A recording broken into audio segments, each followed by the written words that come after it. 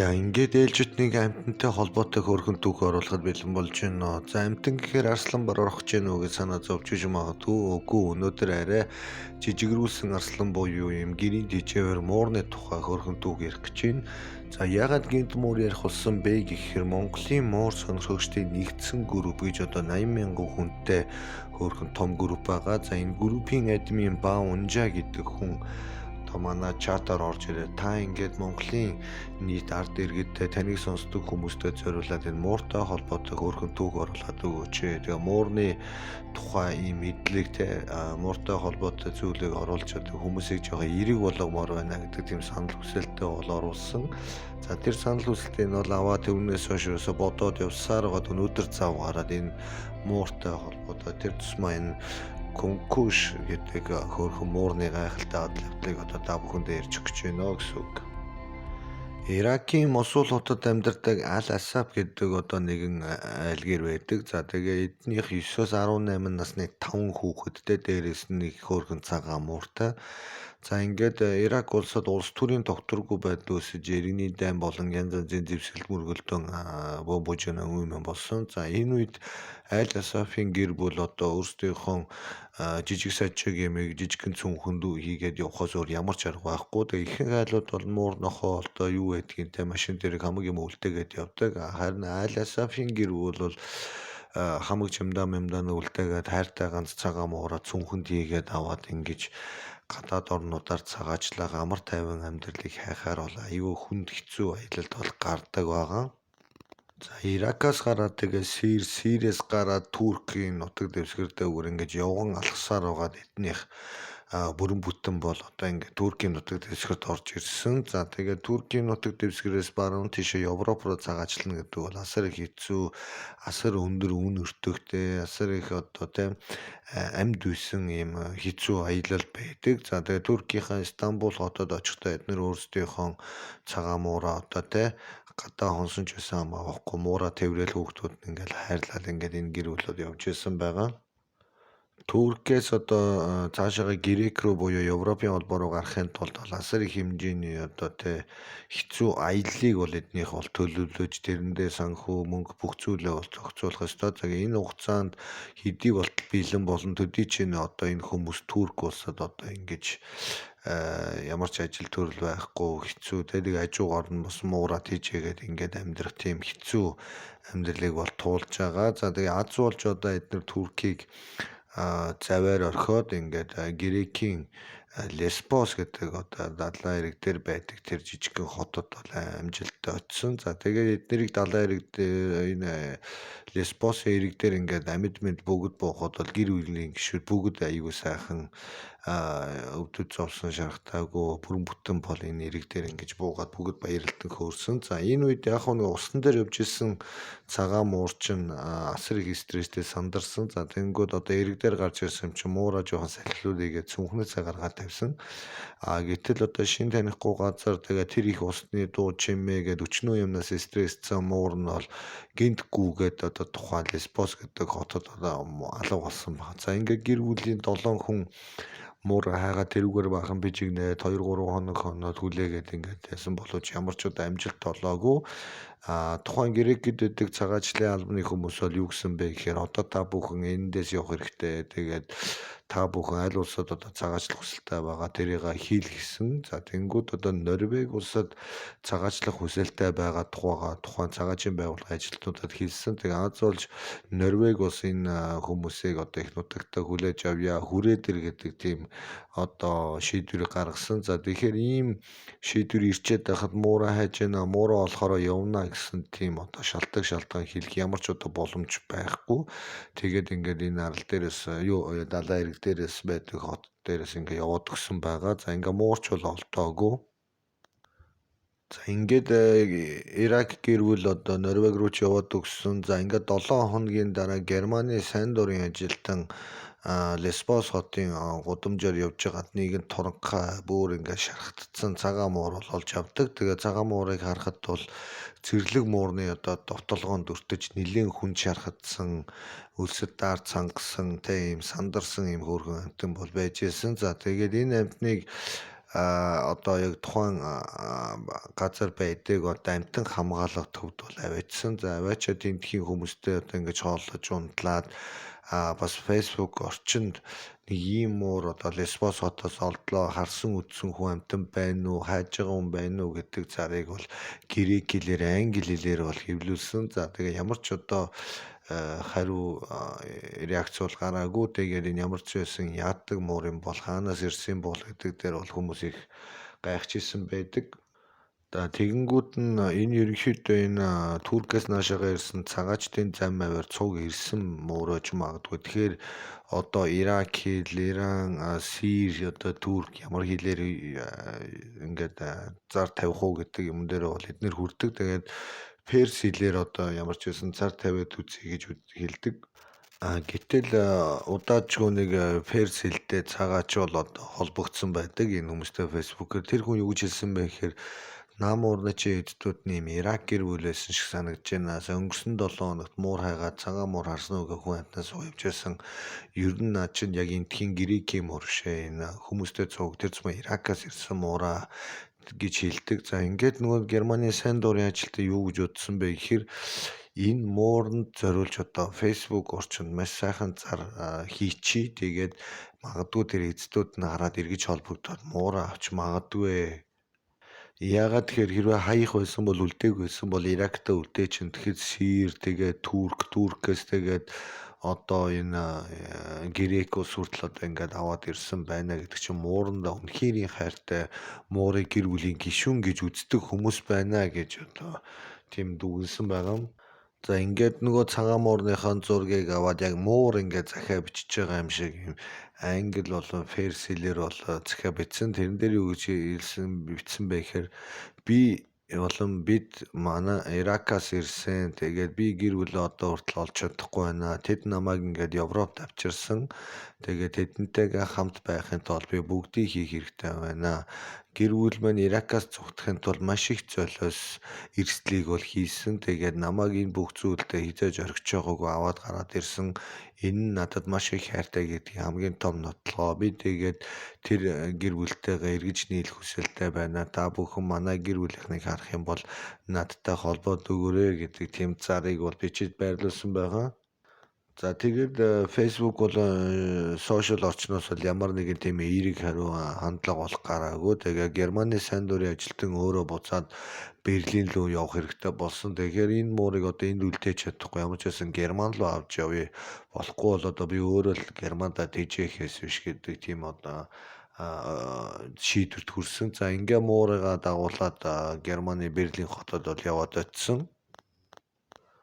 За ингээд Facebook-д байдаг хүмүүс ч яг тухайн зарыг хаасайгүй ингээд шеэрлээд олон мянган хүнд хүрсэн. За тэгээд Берлинд мууртайгаа очичоод нэг өдөр ингээд манай сайн дурын ажилтан байж идэл Норвегиос нэг хүн бол холбогдсон байдаг. За энэ хүн юу гэж холбогдсон бэ гэхээр манай энэ хотод нэг Ирак гэр бүл ингээд цагаачаар ирсэн. Тэгээд тэдний охин манай охинтой их нийлж орж гарч явдаг. Тэгээ манай охин сая Facebook дээрээс энэ муурыг харчаад магадгүй энэ гэр бүлийн муур байж магадгүй. Ягаад тэгэхээр эднийх хайртай муура Лесбос гэдэг хотод алдсан гэж ярьж байгааг би сонссон. Тэгэхээр энэ муурныг одоо энэ Ирак гэр бүлтэй ингэж Skype-аар ч юм уу яриулаад харуулах хэрэгтэй байна гэдэг тийм одоо яриа хөөрөг хийсэн байгаа. За ингээд өдөр тоглож байгаа, цаг тоглож байгаа Германаас Норвеги руу шууд Skype-аар ийм видео онлайн чат одоо кол хийсэн. За тэгээ ингээ энэ дээр муура хараад нөгөө хэд бол шууд таньсан. За ингээ хүүхдүүд бужигналдаад муура нэмэрээр нь дуудаад ингээд бүгд орилдоод ирэхэд энэ муур айгүй сонин ингээл жигмэх нь хөдлөл айгүй сониучрах ингээл дуурал наа чашаа эргэлдэл эзтэй бол таньсан байдаг.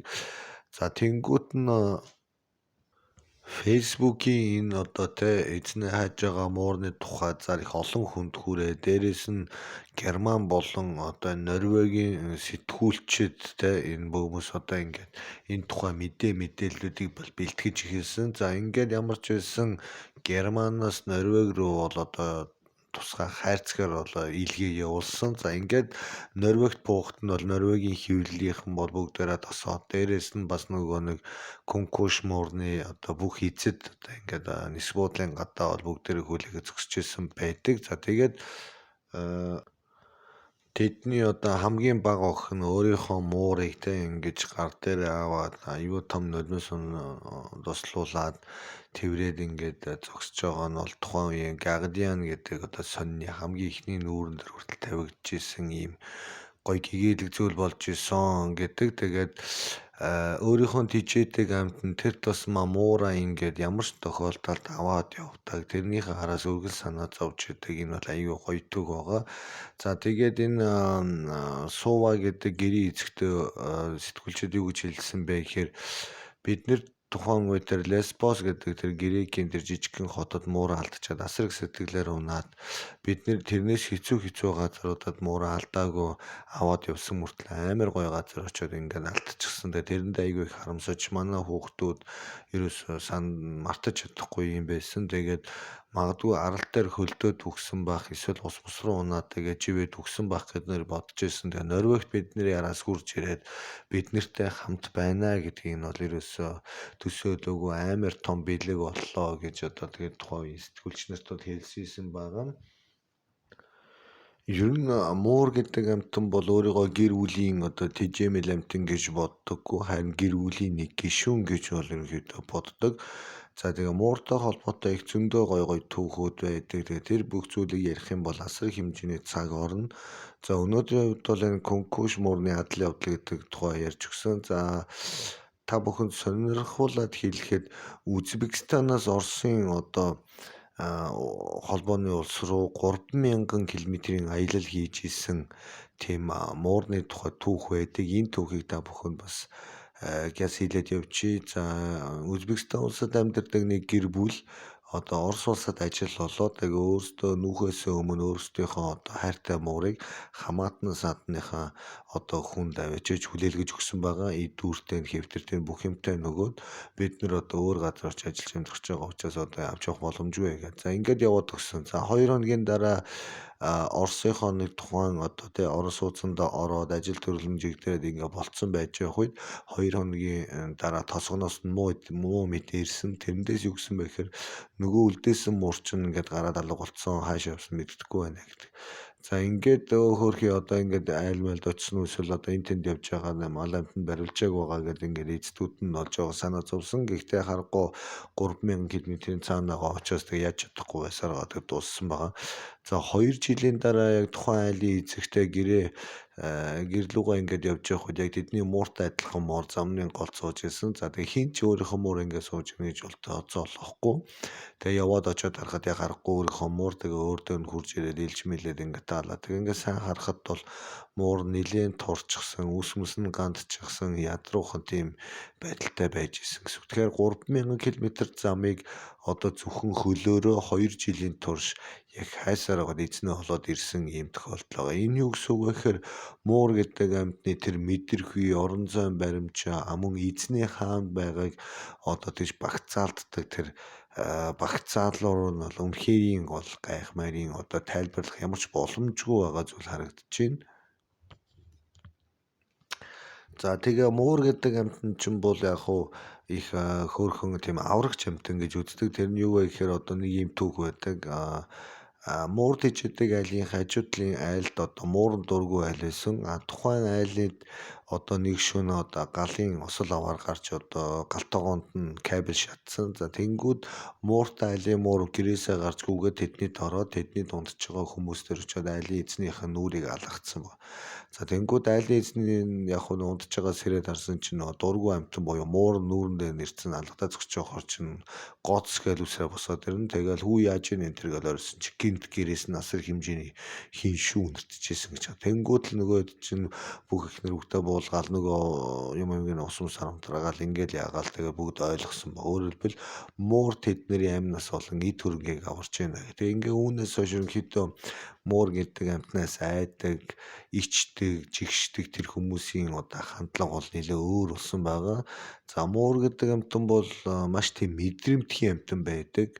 Тэр нь юу гэсэн үг вэ гэхээр жишээлбэл одоо Италид нэг юм тохиолдол болж исэн байдаг. Айлын авгаан нөхөр хоёр шөнө ингээд унтчээтэл муурн гүйж ирээд сэрээгээд тэгээд гадаа гарыгээд тийм үйлдэлүүдийг бол гаргаад байсан. За эмгэн өвгөн хоёр бол гарахгүй маргааш гэгээдэд гар гэхэд гарын энэ төргээд өсөө хаалгууд балбаад ойрлж харлаад унтуулахгүй байсан байдаг.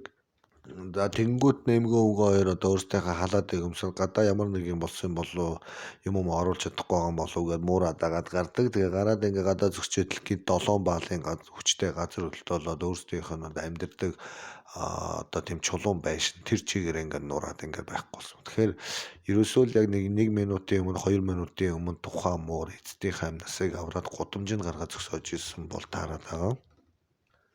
За өөр нэг сонирхолтой нэг түүх байдгийн. Тэрний үгээр нэг 97 настай эмэгтэй гэрийнхэн гадаа цэцэрлэг түрээлэнгийнхаа цэцэг навчийг түүгөө зогсож байхад хөр шайлынхын 4 ширхэг фитбүүл бол одоо эмгэнлүү дайрдаг байгаа шалтгаангүйгээр. За эмгэн эхлээд өөрийнхөө мод саваагаар ингээд өөрийгөө хамгаалах гэсэн боловч модноос нь нэг нь 100 нэг нь хөлнөөс нь ч юм уу ингээд довтлоод байсан. За ингээд яаж чадахгүй хүч алдаад байж явах үед одоо эмигийн тийчээдэг нэг хөгшин хөөрхөн муур нүсэрч гүйж гарч ирээд одоо фитбүүл гэдэг хамгийн аюултай тийм зодооны нохоо тэр нохоор бол үсрээд орсон. За тэгээд тэр дөрөвтэй зэрэг зодтолдоод наан цаана уулаад үсэрч донгочоо бөө юм болсон. За энэ хооронд нь эмээ газ гэртээ ороод цэрэг цагдаа хүмүүс рүү олооцтож мэдээлэл өгч исэн байдаг. За ингээд 4 фитбүүлж явахгүйгээд алга болчихсон. Эмээ бол маш ихээр айжсэн. Юу гэсэн юм бэ гэхээр өөрийнхөө муурн одоо энэ тэнд өгцөн байх 4 фитбүүл бариулчих таа гэж бодсон. Тэгээд ингээд цонхон доош харсан чинь яг хаалганыхын дор хөөрхөн цонцоогоо суудсан өөрийнхөө сарваг долоогоод ижсэн байдаг. Тэгэхээр энэ муур гэдэг амьтны энэ мэдрэмж эзэндээ үнэнд сэтгэл энэ бүх зүйлүүдийг хараад байхаар яг харахгүй айл болгонд нэг муурыг бол тийжих ёстой байна гэдэг тийм одоо яг шаардлагыг таашаа. Гэхдээ ямар ч байсан муур нохоо энэ тэрийг тижээх юм бол тэр айлд учирч болох одоо адаглаад юм эрсдлүүдийн тоо бол багасах юм байна гэдгийг бол та бүхэн одоо ойлгож байна гэсэн үг.